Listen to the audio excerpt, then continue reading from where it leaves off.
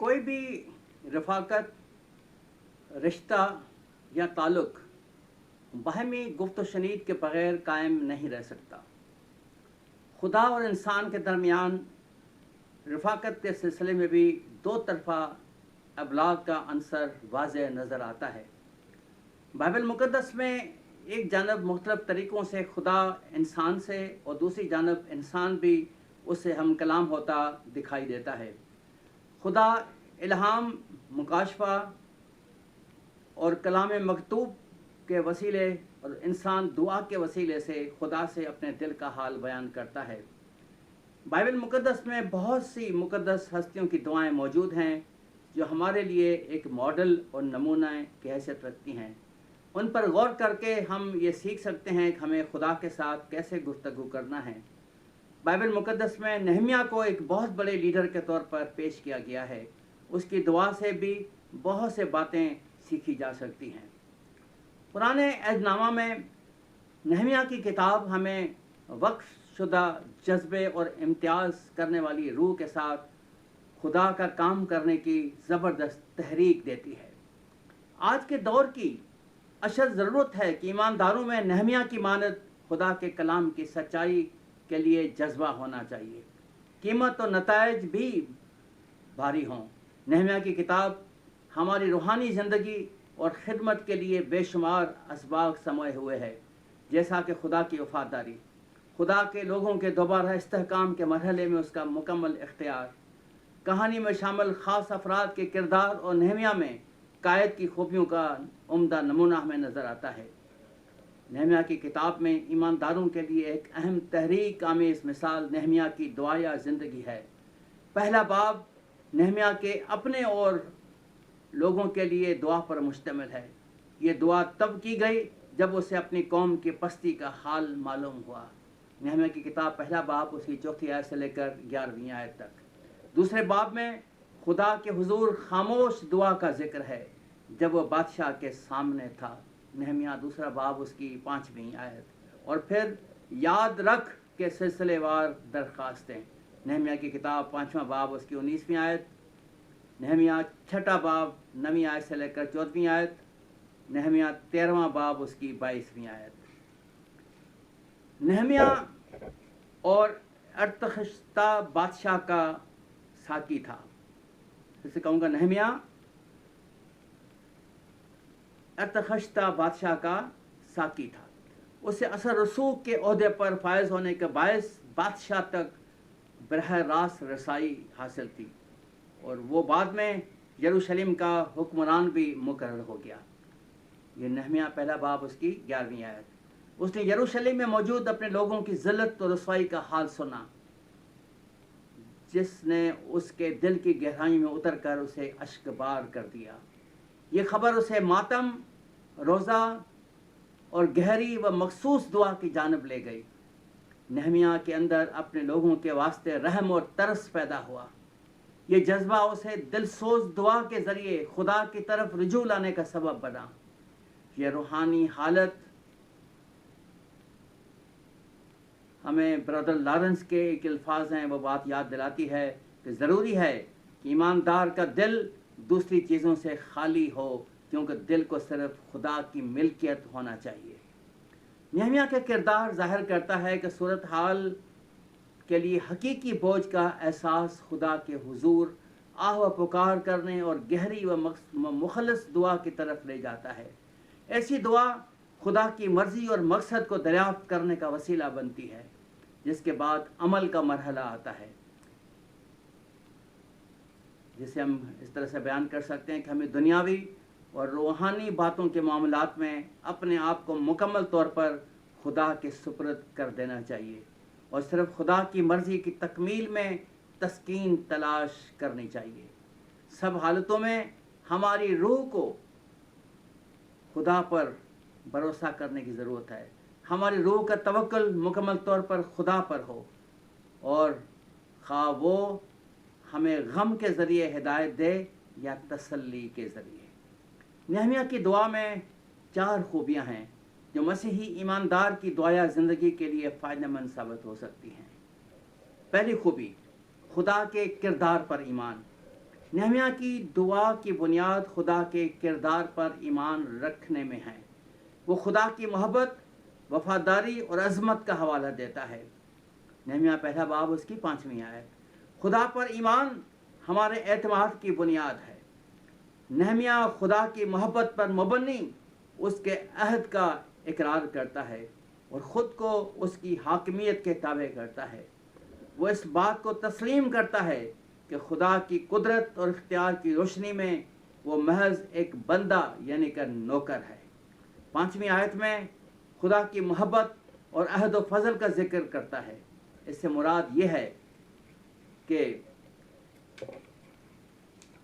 खुदा अपने लोगों से अपना अहद पूरा करता है और उसे पुख्ता और मजबूत बनाता है, और खुदा इंसान से पुख्ता और मजबूत मोहब्बत भी रखता है। इब्रानी ज़बान में मोहब्बत के लिए जो लफ्ज़ इस्तेमाल हुआ है उसका मतलब ऐसी खूबी है जो अच्छे और बुरे हालात में अहद का पास रखती है। दूसरी बात जो नहम्याह की दुआ की जो खूबी है, जो मैंने 4 खूबियाँ नहम्याह की दुआ की बताई हैं। पहली खूबी है खुदा के किरदार पर ईमान, और दूसरी गुनाहों का इकरार। नहम्याह खुदा से अपनी कौम, ख़ानदान और अपने गुनाहों की माफ़ी मांगता है। पहले बाब की 6वीं और 7वीं आयत में वो तौबा की दुआ करता है। जितनी खुदा की पाकीज़गी की अज़मत है, उतनी ही हमारे गुनाह उसके हुजूर काबिल सज़ा हैं। नहम्याह एक कायद की हैसियत से अपने आप को बाकी लोगों से बालातर तस्वर नहीं करता और न ही अपनी ख़ताओं का इनकार करता है। टूटी हुई फसील खुदा और उसके लोगों के बाहमी रिश्ते के टूटने की अलामत है। नहम्याह की तौबा और खुदा की मुआफ़ी के वसीले ये टूटा हुआ रिश्ता बहाल हुआ। नहम्याह के अमल में हम ये बात देख सकते हैं कि अपने गुनाहों पर हौसला शकनी का शिकार होने के बजाय हमें दुआ में कामिल एतमाद के साथ खुदा के फजल को मांगना है और उसके लामहदूद सफ़ात पर भरोसा करना है। तीसरी खूबी नहम्याह के दुआ की, खुदा के वादों का दावा। फिर दोहराऊंगा, पहली बात ही जो थी दुआ के नहम्याह की दुआ की जो पहली खूबी थी खुदा के किरदार पर ईमान, दूसरे गुनाहों के करार, और तीसरी खुदा के वादों का दावा।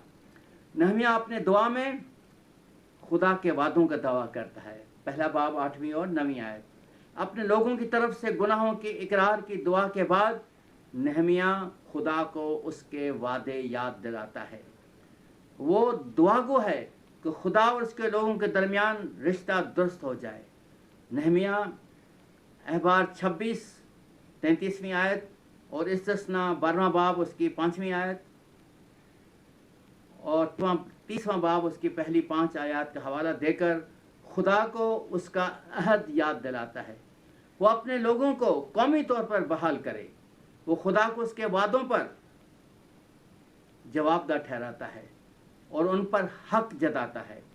मेरा यकीन है कि नहम्याह जानता था कि खुदा अपने वादों को नहीं भूला, लेकिन खुदा को उसके वादे याद दिलाने से नहम्याह के अपने ईमान को तक़वियत मिलती है। इसी तौर से ईमानदारों को मुश्किलात में खुदा के वादों का दावेदार बनना चाहिए।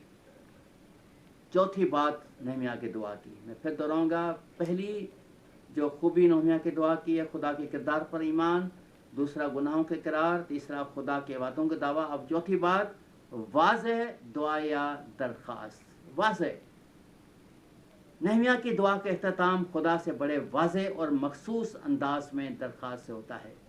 वो उसे बादशाह के सामने कामयाबी दे। बिल्कुल क्लियर दुआ कर, बादशाह के सामने कामयाबी दे। पहला बाब 11वीं आयत। उसकी खुदा से बादशाह के सामने कामयाब होने की दुआ ये बात ज़ाहिर करती है कि फैसला बादशाह के हाथ में नहीं जो महज फ़ानी इंसान है, बल्कि खुदा के हाथ में है जो हतमी इख्तियार का मालिक है। खुदा के फजल पर नहम्याह का ईमान हम इन अल्फाज में सीख सकते हैं कि खुदा पर ईमान उसे इज़्ज़त देता है, उसके फजल को हमारी तरफ खींचता है। मसीही ईमानदार اپنی روحانی زندگی میں بہت ساری رکاوٹوں کا سامنا کرتا ہے، تاہم اس کی ایک واضح اور مقررہ منزل ہے جہاں اس نے پہنچنا ہے۔ ایماندار کی آنکھیں اس واضح ہدف پر ٹکی ہونی چاہیے کہ نہ صرف دعایا اوقات میں بلکہ ہر وقت خدا کی محبت اور حضوری کا تجربہ اسے حاصل ہو۔ ہمیں خدا کے جلال کے لیے کامیابی حاصل کرنے کے لیے واضح اور مقررہ ہدف کے ساتھ خود دعا کرنے کی ضرورت ہے۔ اگر ہم عمومی اور غیر واضح دعائیں کریں گے تو کیسے جان جائیں گے کہ ہماری دعاؤں کا جواب مل رہا ہے یا نہیں؟